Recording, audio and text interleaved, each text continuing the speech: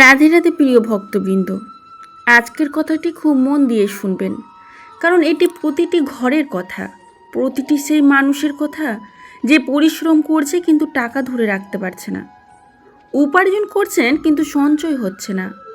টাকা আসে, আবার কখন যে কোন পথ দিয়ে চলে যায় বোঝাই যায় না।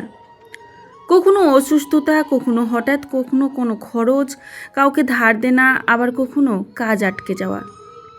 তখন মনের মধ্যে একটাই প্রশ্ন আসে, এমন কি উপায় করা যায় যাতে ঘরে টাকার বরকত শুরু হয়। আপনিও নিশ্চয় শুনেছেন, কেউ বলে এই টোটকা করুন, কেউ বলে এই জিনিসটি ঘরে রাখুন, কেউ বলে এই দিকে প্রদীপ জ্বালান, আবার কেউ বলে এই মন্ত্র জপ করুন।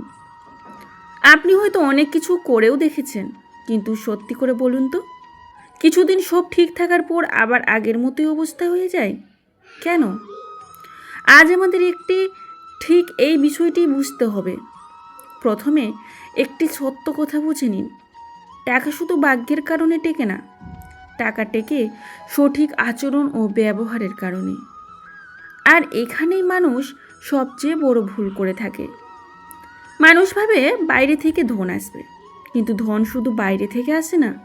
ধন এমন পরিবেশের দিকে আকৃষ্ট হয় যেখানে তাকে সম্মান করা হয়। যেমন মৌমাছি ফুলের কাছে বসে, পাথরের কাছে নয়, তেমনি সমৃদ্ধিও ঠিক পরিবেশে স্থায়ী হয়।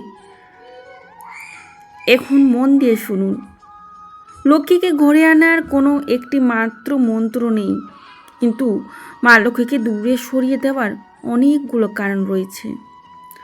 আর সেই কারণগুলো অনেক সময় আমাদের নিজেদের ঘরের মধ্যেই থাকে, অথচ আমরা সেগুলো বুঝতেই পারি না। আপনি প্রশ্ন করেন যে ঘরে টাকার বর্ষা কেন হয় না। আমি আপনাকে একটি প্রশ্ন করি, আপনার ঘর কি সত্যি সমৃদ্ধির উপযুক্ত পরিবেশ তৈরি করেছে?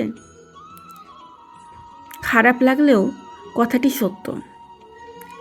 যে ঘরে প্রতিদিন ঝগড়া হয়, যেখানে কটু কথা বলা হয়, যেখানে একে অপরকে অপমান করা হয়, সেখানে শান্তি ও সমৃদ্ধি কখনোই স্থায়ী হয় না। কারণ ধন সম্পদ শুধু কাগজের নোট নয়, টাকা মানেই সমৃদ্ধি।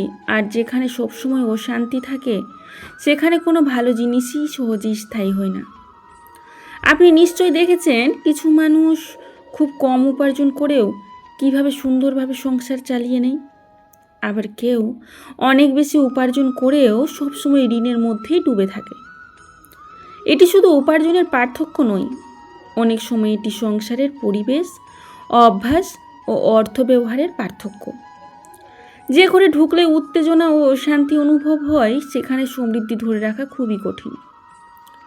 এখন আরও একটি গুরুত্বপূর্ণ বিষয় শুনুন, সমৃদ্ধির সঙ্গে সম্মানের গভীর সম্পর্কও রয়েছে। যে ঘরে মা বাবাকে সম্মান করা হয় না, স্ত্রীকে প্রতিনিয়ত তুচ্ছ করা হয়, সন্তানদের সঙ্গে খারাপ ব্যবহার করা হয়, কিংবা বয়স্ক মানুষদের বোঝা মনে করা হয়, সেই ঘরে টাকা এলেও তা ধরে রাখা খুব কঠিন হয়ে পড়ে যায়। কারণ মা লক্ষ্মী শুধু অর্থের নাম নয়, সমৃদ্ধিরও নাম। আরেকটি বিষয় হলো, অনেক মানুষ ভালো উপার্জন করেন কিন্তু ভুলও করেন। অন্যের অপমান, থালায় খাবার নিয়ে রেখে দেওয়া, খাবার নষ্ট করা, রুটি ফেলে দেওয়া, প্রয়োজনের চেয়ে বেশি খাবার নেওয়া, এসব অভ্যাস আমাদের পরিবর্তন করা উচিত। মনে রাখবেন, অন্যের প্রতি সম্মান আমাদের জীবনে কৃতজ্ঞতা ও সংযমের শিক্ষা দেয়। আর যে মানুষ অন্যের মূল্য বোঝে, সে সাধারণত অর্থের মূল্যও বুঝতে শেখে। এবার আরেকটি গুরুত্বপূর্ণ কথা, আপনি ভাবছেন ধন বাড়ানোর সবচেয়ে বড় উপায় কি? তাহলে শুনুন, কারো প্রাপ্য অধিকার কখনোই কেড়ে নেবেন না। কর্মচারীর প্রাপ্য টাকা আটকে রাখা, শ্রমিকের পারিশ্রমিক দিতে দেরি করা, কারো কাছ থেকে ধার নিয়ে ইচ্ছা করে তা ফেরত না দেওয়া, সেই মুহূর্তে হয়তো আপনার লাভ মনে হতে পারে, কিন্তু এই ধরনের অন্যায় আচরণ মানুষের জীবনে নানা সমস্যা, অশান্তি ডেকে আনতে পারে। তাই অন্যের প্রাপ্য কখনোই আটকে রাখবেন না। এবার আসল উপায়ের কথা বলি। প্রতিদিন সকালে ঘুম থেকে উঠে মাত্র 2 মিনিট নিজের ঘরের শান্তির জন্য প্রার্থনা করুন। নিজের ঘরের প্রধান দরজার কাছে দাঁড়িয়ে হাত জোড় করে মনে মনে বলুন যে, হে প্রভু, আজ আমার ঘর থেকে যেন কোনো মানুষ দুঃখী হয়ে ফিরে না যায়। এই ছোট্ট প্রার্থনাটি আপনাকে দয়া, ভালোবাসা ও মানবিকতার কথাটুকু মনে করিয়ে দেবে। আর সন্ধ্যায় নিজের সামর্থ্য অনুযায়ী কোনো প্রাণীকে খাবার দিন, হয়তো গরু, কুকুর কিংবা পাখিকে। এটি কোনো জাদুর টোটকা নয়, এটি হলো দান ও দয়ার অভ্যাস। দান করলে সম্পদ কখনো শেষ হয়ে যায় না, বরং মানুষের মধ্যে উদারতা ও কৃতজ্ঞতা তৈরি হয়। মনে রাখবেন,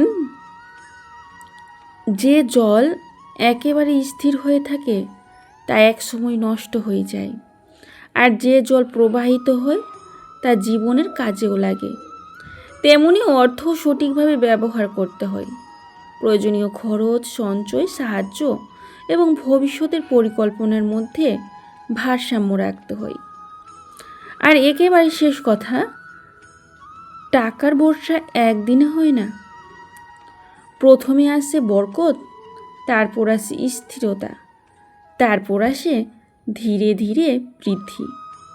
যখন ঘরে শান্তি থাকে, একে অপরের প্রতি সম্মান থাকে, অন্যের প্রতি দয়া থাকে এবং অর্থের সঠিক ব্যবহার শেখা যায়, তখন আলাদা করে সমৃদ্ধিকে ডাকতে হয় না।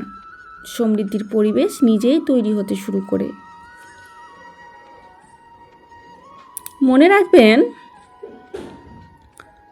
লক্ষ্মী শুধু মন্ত্রে নয়, আমাদের আচার আচরণেও সন্তুষ্ট হন।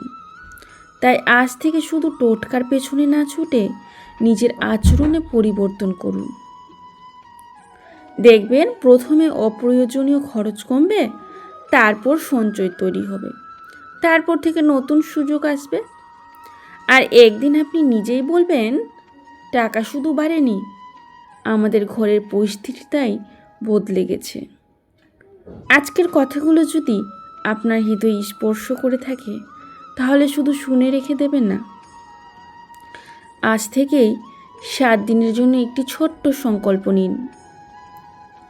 ঘরে ও কারণে ঝগড়া নয়, অন্যের অপমান কখনো নয়, এবং প্রতিদিন নিজের সামর্থ্য অনুযায়ী কোনো একটি জীবকে খাবার দেওয়ার চেষ্টা করুন। এই কারণেই অনেক সময় ভগবান আমাদের কমেন্টে লিখুন, অপেক্ষা করেন, কারণ